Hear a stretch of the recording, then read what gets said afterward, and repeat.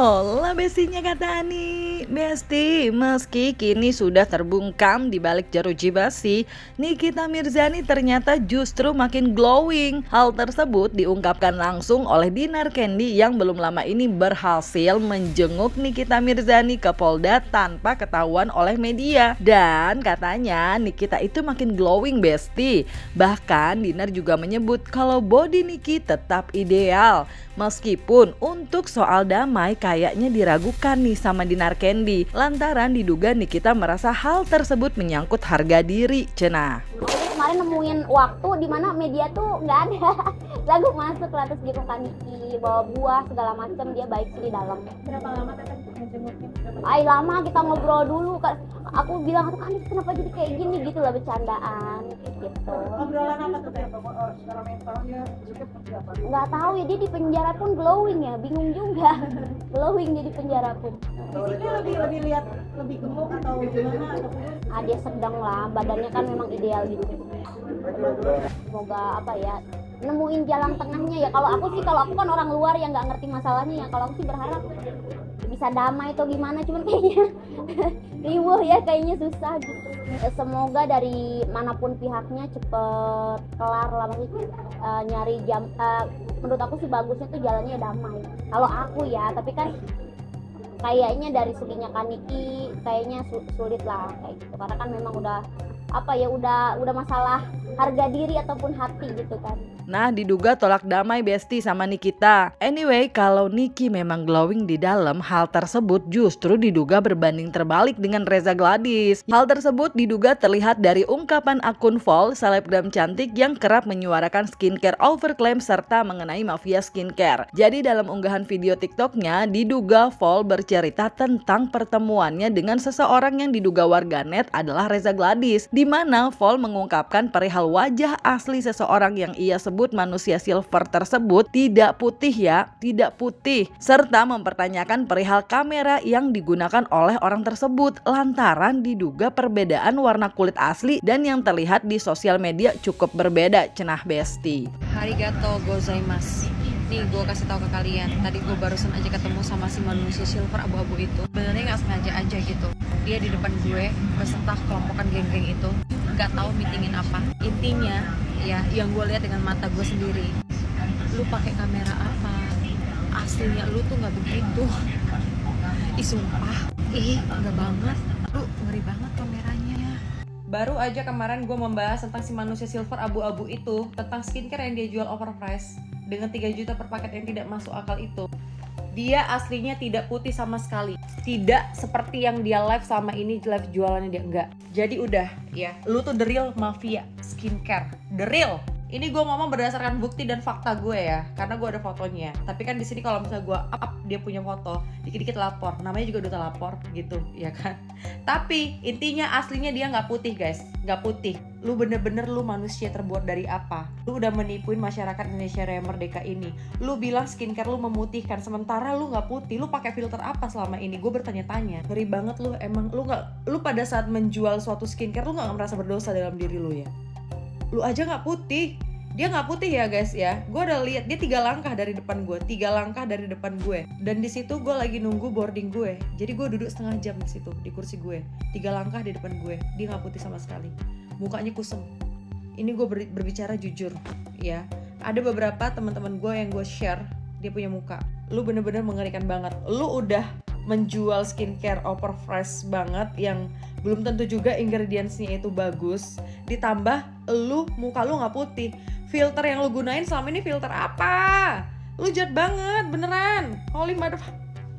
Gue sampai tersyoke-syoke. Nah besti, pengalaman Vol yang diceritakan melalui unggahan video di akun TikToknya ternyata juga diramaikan komentarnya warganet yang juga diduga pernah melihat RG secara langsung, termasuk diduga akun Doktif, di mana ada yang menyebut benar-benar abu-abu dan butek. Waduh, DR Reza Gladys di kamera wartawan The Real Guys, ketemuan pas ke Jepang ya say, butek kok emang aslinya, yang ngomong teman kerjanya sendiri yang udah gak mau lagi kerja sama dia lagi, katanya dia bengek nih, bener-bener abu-abu. Gue pernah lihat langsung di mall.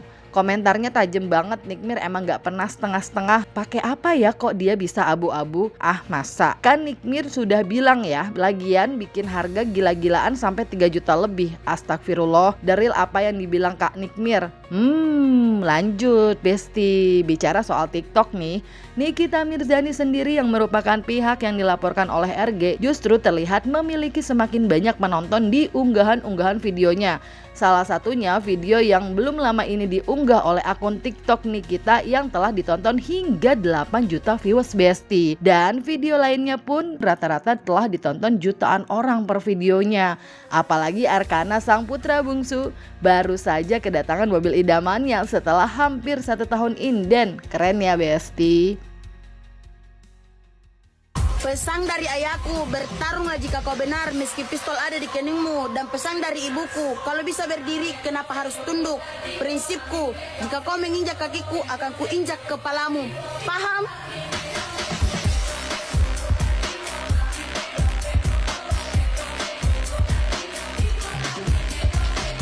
Bertarunglah kalau kau benar meski pistol ada di keningmu. Keras ya Besti. Anyway 8 juta viewers itu penontonnya Besti, padahal cuma 22 detik doang. Keren ya.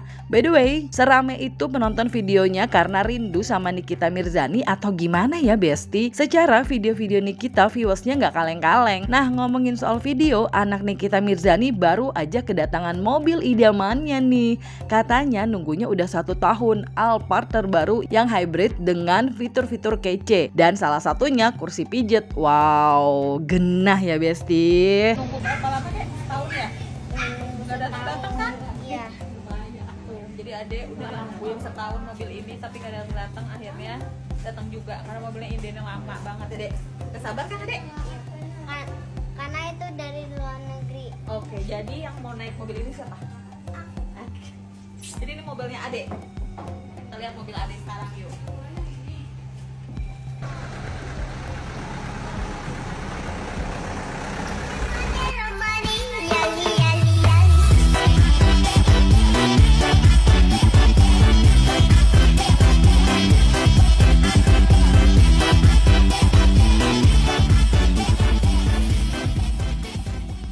Tadi nama saya Rex. Dari Auto 20 Fluid teman-teman. Nah, jadi Masnya mau ngejelasin ini dikit. Nih, jadi kita mau jelasin dari mana dulu nih Bu Niani? Boleh, Kursi jelasin pijet aja dulu. fitur-fiturnya Mas. Boleh. Jadi untuk yang Alphard terbaru ini yang hybrid itu ada fitur kursi pijet. Nah, kursi pijetnya Ada, ini ada pinggir. boleh. Dicobain ya. Ke seats. Tuh, ada Ya seat. kan? Habis itu kita relaxation. Ada duduk yang bener. Nah, Ada kalau Nah, sementara itu Besti, Nikita Mirzani sendiri melalui kuasa hukumnya yaitu Fahmi ternyata telah meminta agar kuasa hukumnya tersebut mewakilkan Ismail Marzuki atau Mail untuk pembuatan laporan untuk Reza Gladys dengan dugaan tindakan pidana pada 16 April. Laporan tersebut ada pada 16 April tentang rekaman tanpa izin. Tanggalnya biar saya nggak salah 16 April. Jadi di dalam itu kita memang sengaja untuk membuat lidik supaya bisa kemana-mana untuk dilakukan proses. Yang terpenting itu adalah objeknya. Objek yang kita laporkan itu adalah adanya perbuatan melakukan merekam percakapan seseorang tanpa izin daripada orang tersebut. Itulah yang paling penting dan itu paling inti. Ada berapa sih Bang yang dilaporkan?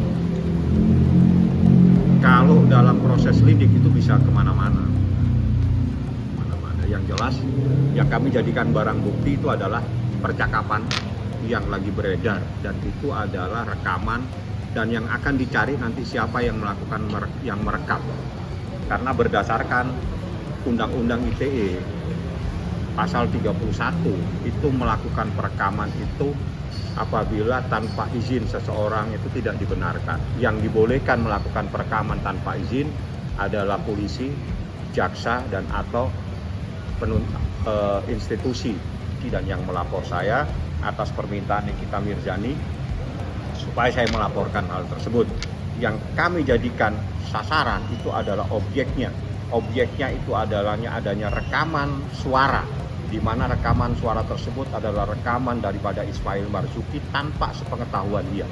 Nah Besti, kalau di dalam Nikita makin glowing dan meminta kuasa hukumnya Fahmi Bahmit mewakili Ismail Marzuki atau Mail untuk pelaporan terhadap Reza Gladys, kira-kira huru hara ini akan semakin panjang atau gimana ya Besti? Apalagi dikabarkan katanya Nikita Mirzani disebut-sebut juga ogah damai sama pihaknya Reza Gladys. Isi jawaban kalian di kolom komen dan jangan lupa like, subscribe biar bisa dapetin video berita kecil lainnya cuma di Kata Ani Besti. Pasti Kata Ani dong.